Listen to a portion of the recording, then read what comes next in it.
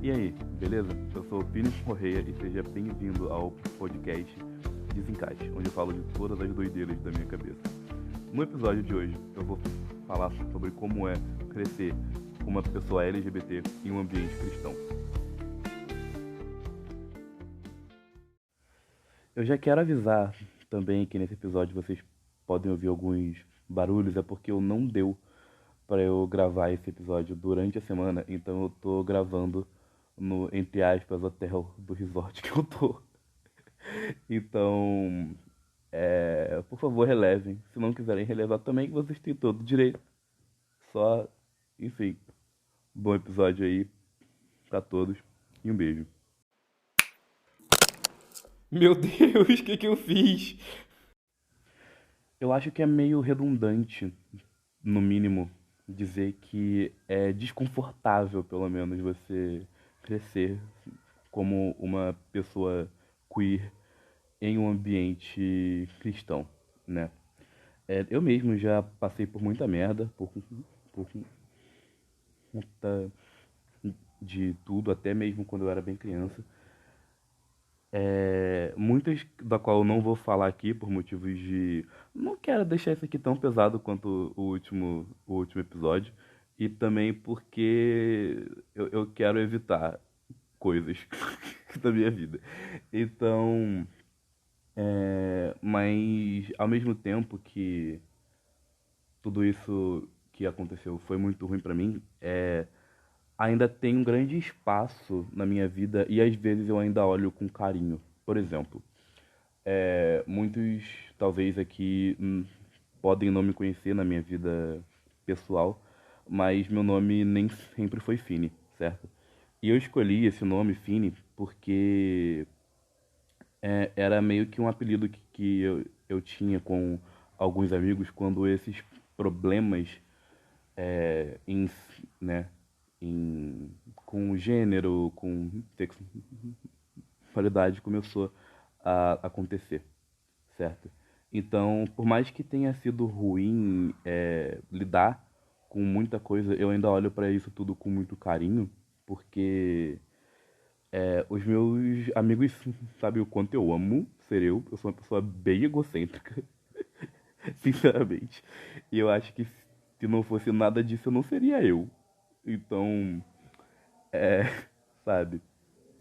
Porém, isso é uma coisa que eu sei que eu não passei sozinho. Na verdade, é uma coisa, infelizmente, muito comum e muito antiga, né?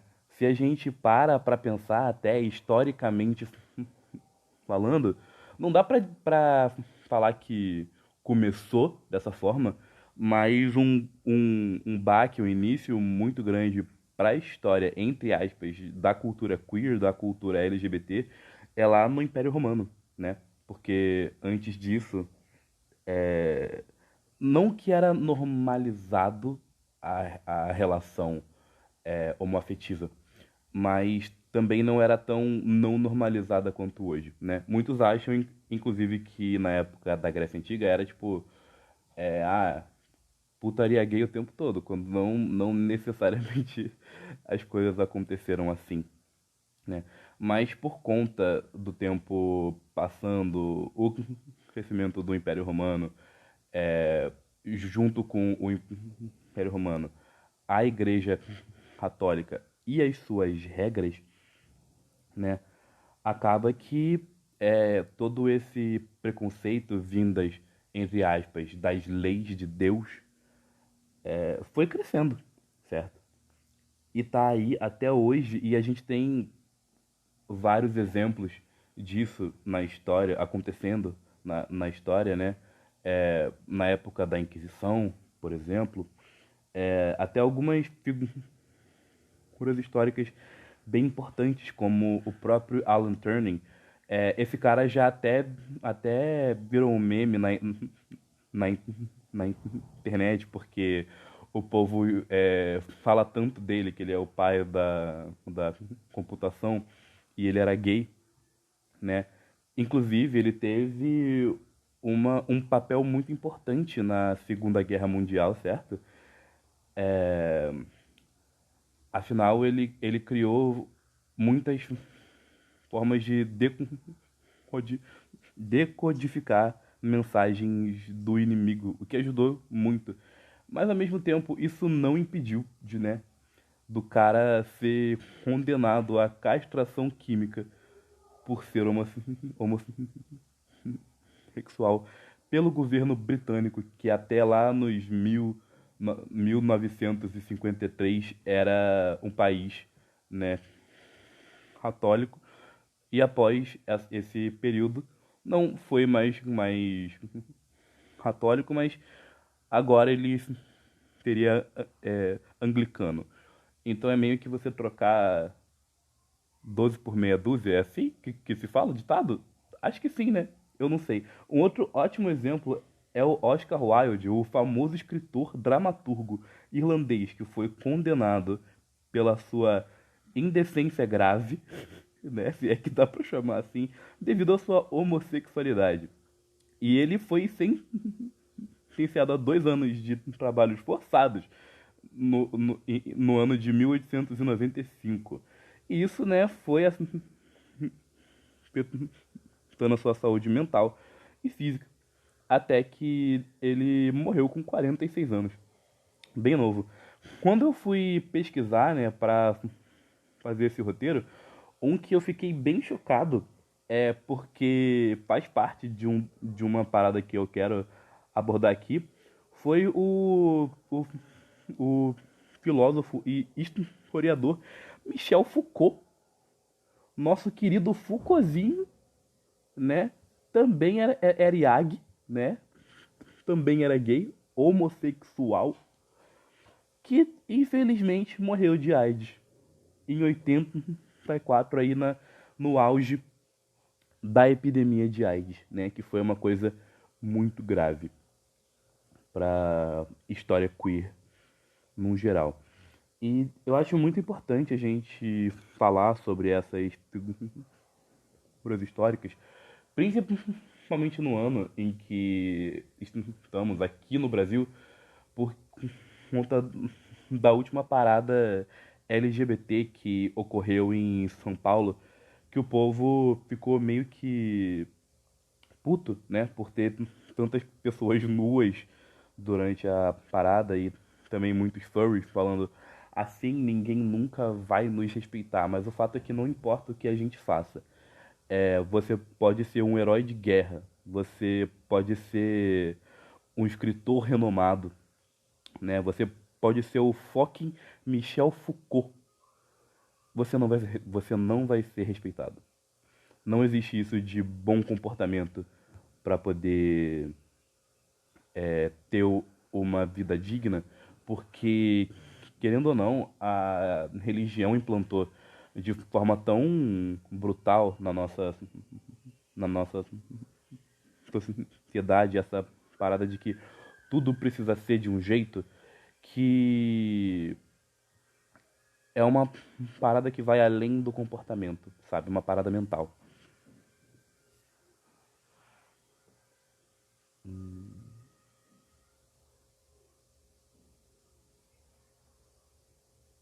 Da identidade, eu vou pôr essa parte.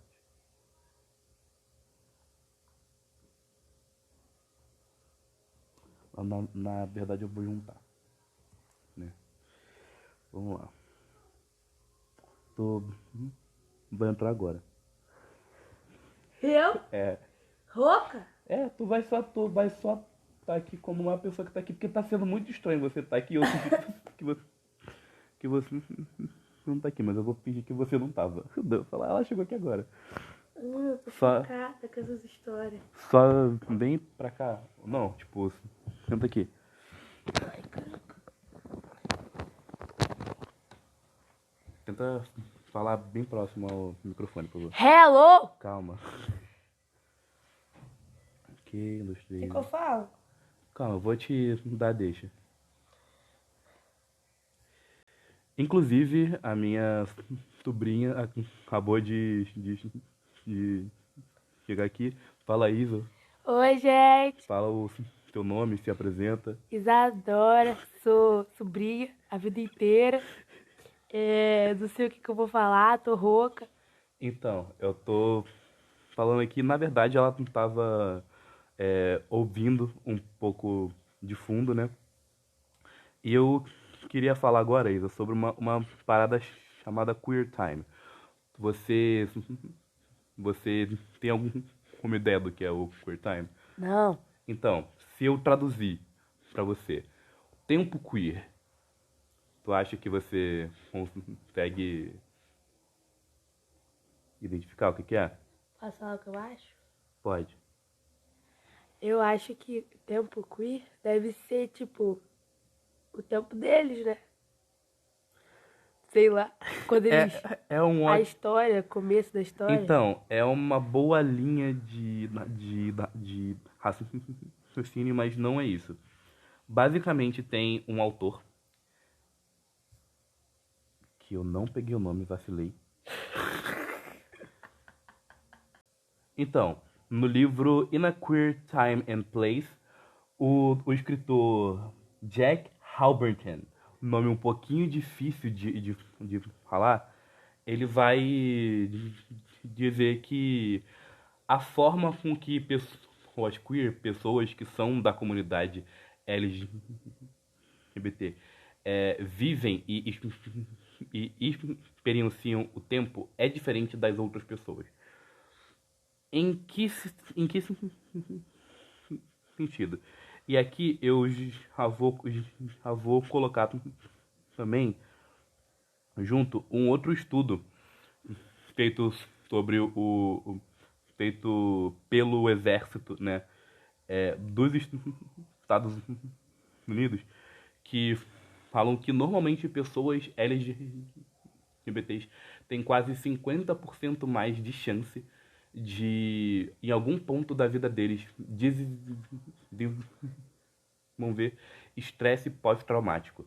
Por que que isso acontece? Enquanto uma criança hétero, cis, tá brincando como qualquer outra, uma criança LGBT, ela normalmente tá preocupada com absolutamente tudo. Com a forma com que ela anda, a forma com que ela bebe água, as roupas que ela se veste. 24 horas por dia ela tá preocupada com o próprio comportamento, certo? E nesse queer time também envolvem outras coisas, como, por exemplo, normalmente, e isso aqui é mais no meio gay do que nas outras letras da sigla, mas em algumas outras também, né? É, normalmente é na adolescência que a gente começa a ter todo o lance de vivência e ter o primeiro beijo. No caso de pessoas gays, isso rola quando a gente sai de casa, que é quando a gente tem alguma liberdade ali pra fazer esse tipo de coisa, né? Então, e é muito engraçado porque isso não existia antes, né? Tudo isso começou com a crise da AIDS, né, que começou lá nos anos 80. Agora, por que que isso ocorreu? Porque antes da crise da AIDS, o que uma pessoa LGBT normalmente fazia era tentar ao máximo se encaixar no meio da vivência das pessoas hétero e cis. Então, meio que não é que não existia um tempo queer, é só que o tempo da pessoa queer não existia. Deu pra entender? Tipo, não é que a vida de uma pessoa queer fosse diferente. Não existia uma vida. Eles tinham que viver uma vida que não é deles. Mas por conta do medo que a AIDS, o HIV causava, eu lembro que eu li isso há muito tempo e eu não achei onde eu li em uma entrevista com várias pessoas que estavam vivas na época, né, no auge da vida. Algumas dessas pessoas falavam que um rolê muito comum, um rolê de tipo ir e conversar, era em enterro. dos amigos. Então, sábado à tarde, vamos fazer um piquenique? Não, vamos no velório de um conhecido nosso que, infelizmente, não sobreviveu, né? E por conta desse medo, dessa ameaça de você não ter uma vida, meio que esse tempo queer foi uma forma de, sabe, viver, de, sabe, ter alguma coisa pra se almejar, ter alguma coisa pra amar, ter alguma coisa, sabe, pra você realmente, como é que eu posso dizer? Viver como qualquer outra pessoa, sabe? E é muito bizarro você pensar que nos anos 80, logo ali, não é nem uma década atrás, né? Eu acho, não sou bom em matemática, é, ainda era tão difícil assim, sabe?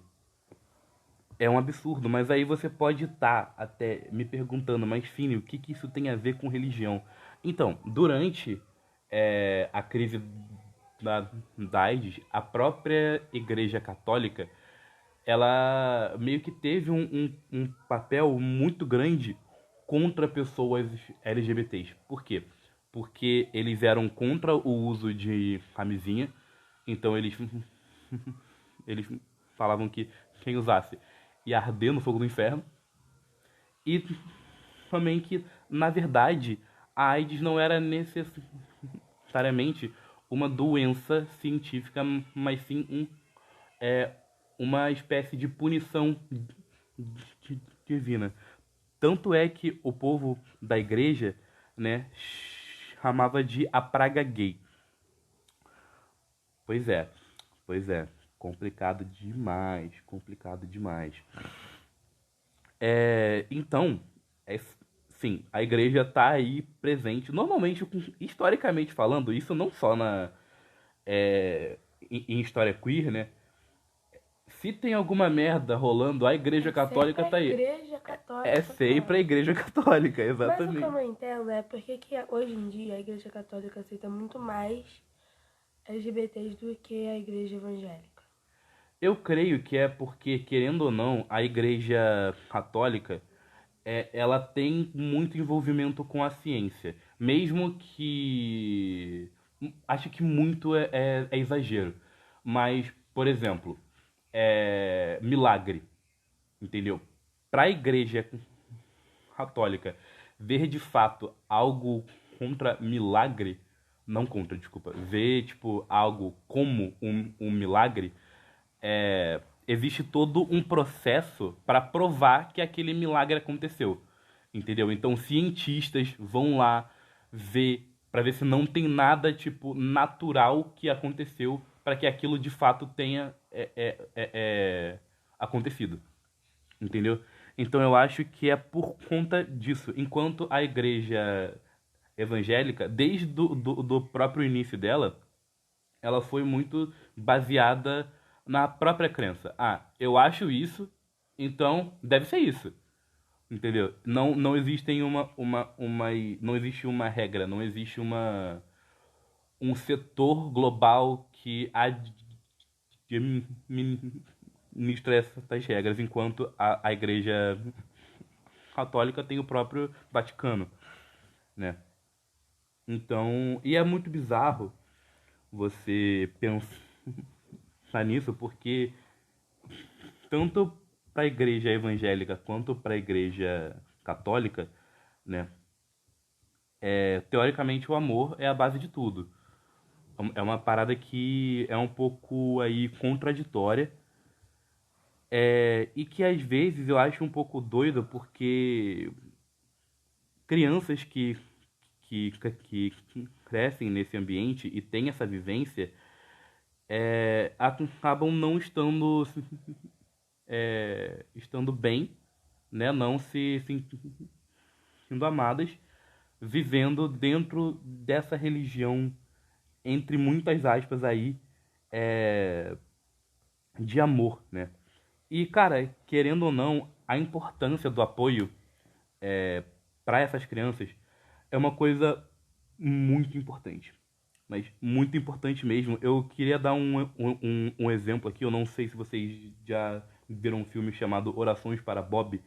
É um filme muito bom e ele é baseado em fatos reais e fala basicamente sobre isso. Um cara que ele se descobre gay e tal, e a mãe odeia. Enfim, com o tempo, acontece aí uma pequena fatalidade, né? Que, enfim, ele se mata. Desculpa o spoiler, tá? Mas o filme é antigo. E aí, a mãe acaba virando meio que uma ativista, né? Pela causa LGBT. O que, cara, é o tipo de história que acontece muito. Eu mesmo, no último episódio, eu falei, né, que eu já vivi isso muito de perto com um ex meu, certo? Um amigo meu. E esse apoio, ele é muito importante porque tem outro estudo feito pela Faculdade Estadual de São Francisco, feita em 2008, que falam que, cara, antes eu falei a taxa de pessoas que têm mais chance, tipo, pessoas LGBTs têm 50% mais chances de ter transtorno pós-traumático. Dentro desses 50% a mais, tem ainda um aumento maior ainda de pessoas que não têm algum tipo de apoio com os pais. Esse estudo que eu falei, ele fala que essas pessoas elas têm mais ou menos 9 vezes mais chances de ter algum envolvimento aí com o suicídio. Seja o ato em si, seja a tentativa ou sintomas, né? De ter pensamentos assim, ou até você chegar no grau de planejamento, certo? E 7% por cento a mais de ter sintomas de depressão e ansiedade. 3,5% a mais de acabar tendo aí algum envolvimento com o uso de drogas e também com a prática de sexo não seguro. Lembrando que sexo não seguro não necessariamente é apenas sexo sem proteção, mas também é em lugares que não é ok, certo? Com pessoas que podem ser perigosas para você, certo? E inúmeras outras formas.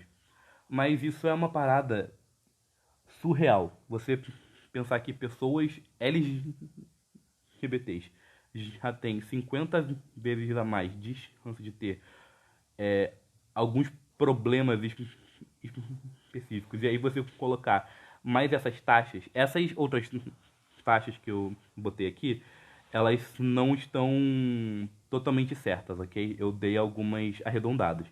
Mas eu vou deixar o link de todo, não o link, mas o nome de todos os estudos e livros no post desse episódio lá no Instagram, tá?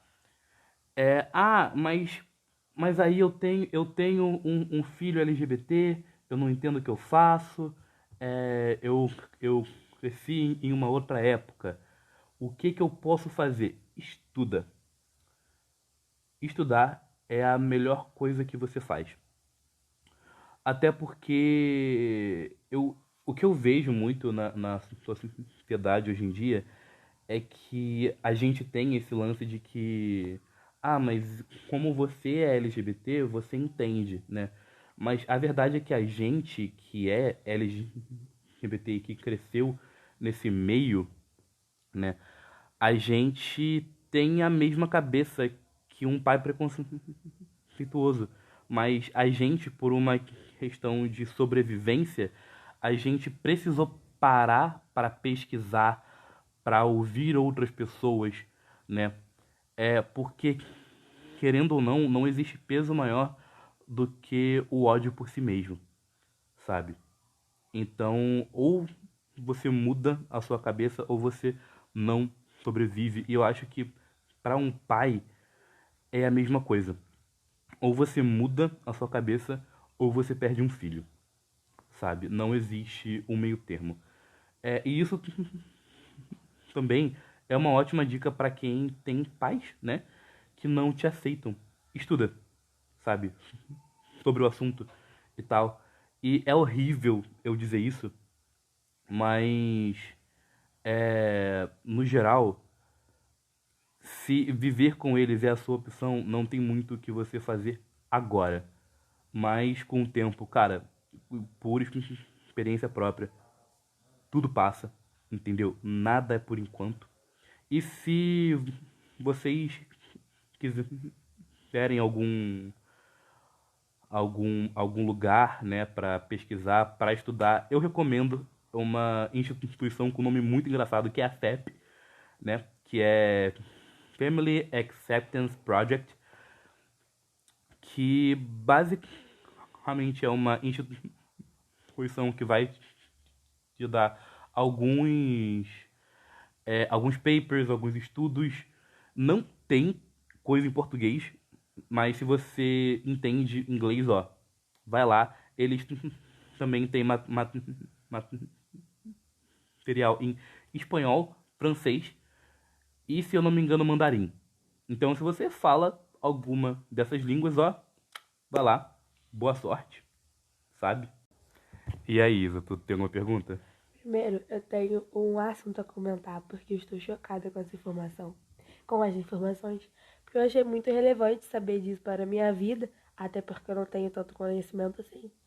Mas um assunto que eu queria falar é: por que tem o preconceito? Entendeu? Não vai mudar nada na sua vida. E o preconceito é muito antigo. Eu pensei que antigamente eles mais queriam, tipo, se normalizar entre o povo do que ser você mesmo. Eu acho que hoje em dia, como já passou anos e o mundo vai, como é que é o nome? Melhorando? Pode ser. Melhorando, eu acho que, tipo, eles podiam ser eles mesmos e a gente podia ser eles mesmos sendo super bestes. Porque não vai mudar nada na vida. Deixa a pessoa ser o que a pessoa quiser ser. Entendeu? Eu acho que é sobre isso. O meu acontecimento, eu não sei nem se minha voz tá saindo, que eu estou Tá completamente sim, rouca. tá sim, dá pra ver que é a Isondinha. Mas é isso, entendeu? Eu acho que o mundo de hoje em dia precisa de mais respeito pra a gente viver um mundo melhor. Eu acho que eu já saí do assunto, mas é isso que eu Não, acho. não, tá muito dentro do assunto, porque é exatamente isso. Uma outra parada que eu queria falar com o que a Isa disse é que é muito bizarro pensar que a gente não é aceito porque a gente é diferente, né? Por ter alguns costumes, mas ao mesmo tempo o povo da igreja come um pedaço de pão como se fosse a carne de uma pessoa que tá lá no céu. Então, assim, o que é uma parada bem diferente, na minha visão, pelo menos. Entendeu? Você beber vinho pensando que é o sangue de alguém. É uma parada bem diferente e isso é visto de forma tão normal. E eu não tô falando, eu não tô, tipo, nessa pra falar, ai meu Deus do céu, como cristãos são estranhos. Não. É porque, cara, todo mundo, toda cultura tem alguma coisa que outra pessoa vai achar estranha. Porque, porque pessoas são diferentes, elas vêm de locais diferentes, elas têm vivências diferentes. Então é impossível você encontrar alguém que não tem algum costume, até da própria cultura dela, que você não vai achar estranho, entendeu? É claro que também tem todo o lance de sexo e tal, que muita gente acha muita coisa estranha, mas eu acho que a partir do momento que eu uso poppers, nin- a Isa não entendeu essa referência, mas que bom, inclusive. É, qual o problema? disso, entendeu? Qual o problema? Algumas pessoas usam cueca box, outras usam jockstrap. E tá tudo bem, tá tudo bem. Então, eu peguei duas perguntas que, eu vou ser bem sincero, eu achei que ninguém ia responder a enquete do Instagram, mas acabou que bastante gente respondeu. E com isso, eu peguei duas perguntas que se repetiram. A primeira é qual o maior desafio em ser uma pessoa da igreja, né, que aí acaba se reconhecendo como uma pessoa LGBT. E eu diria que o maior desafio é lidar com Deus e lidar consigo mesmo, porque é muita culpa que você sente o tempo todo. E dependendo da igreja que você tá, também tem a questão dos seus amigos, porque eu lembro quando eu saí, eu ouvi muita merda. Eu ouvi que eu ia virar estuprador e o caramba quatro. Então, assim, é complicado. Mas eu acho que a parte mais complexa é você lidar consigo mesmo, não com os outros. Eu acho que a pior parte é você. Porque, cara, você cresceu em um ambiente que fala que tudo isso é, tipo, errado, que é. Enfim, você vai queimar no fogo do inferno. E aí, quando isso acontece, você fica, tá, eu vou queimar no fogo do inferno. E eu não me sinto muito confortável com isso. Então acho que até para algumas pessoas, a única, inclusive para mim, foi o que eu escolhi, é tentar me afastar ao máximo dessa vibe, né? Que não é uma vibe muito legal, não é muito confortável você viver com medo de, sabe, arder em enxofre. Não sou muito fã. Enfim. E a outra pergunta é se rolou algum apoio de alguém de dentro da igreja, o que na verdade é meio que aconteceu, né? O que é, pra mim, pelo menos foi um choque. É tudo bem que essa pessoa também era meu namorado na época, mas querendo ou não,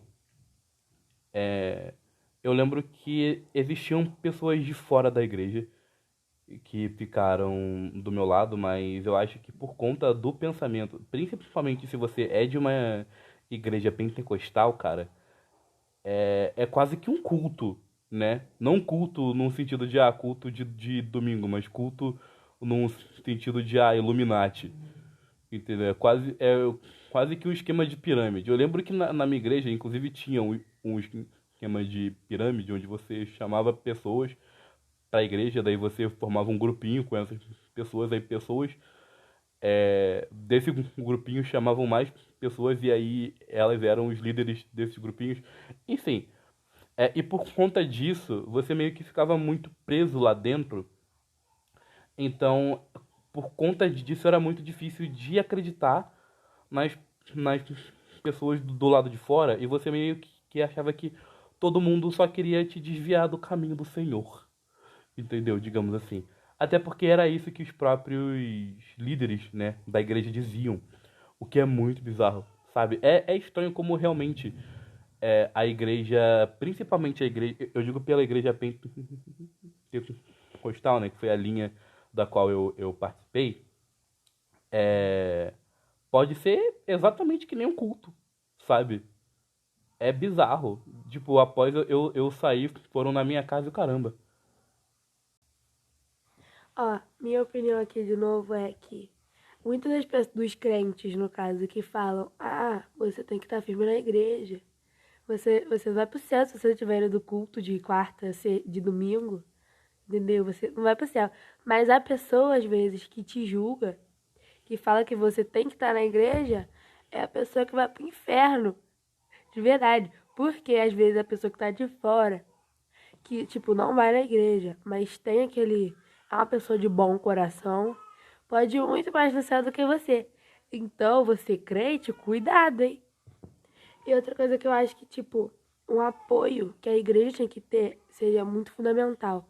Porque se a igreja é amor, se essa igreja é, tipo, tem que representar Deus porque Deus era amor, como é que você não vai representar isso para a pessoa que tá, tipo, confiando em você pra falar uma coisa, tipo, super importante pra ela? E aí você, tipo, fala assim, não te apoio, você vai pro inferno, sendo que se Deus é amor, você tinha que apoiar essa pessoa. Mas eu não concordo. É tipo assim, você tem que aceitar, ou você estuda pra ver se você aceita, ou você entende o lado da pessoa. Mas é isso que eu acho, sabe? Se você tá no princípio de Deus, de tipo, que fala que tem que aceitar, tem que respeitar, tem que aceitar, você tem que aceitar e respeitar e amar a todos, não certas pessoas ou só quem tá na igreja. Entendeu? É isso. É, também sobre isso que a Isa falou, cara, tem todo um lance de que é, não era pra não ter espaço para pessoas LGBTs na igreja. Eu lembro que no ano passado eu fui pra Parada Gay aqui do Rio, né? E lá tinha um povo da igreja, eu acho que o nome era Smile, o nome da igreja, que tinha algumas igrejas espalhadas pelo Rio, e que é basicamente uma igreja cujos líderes são pessoas LGBTs.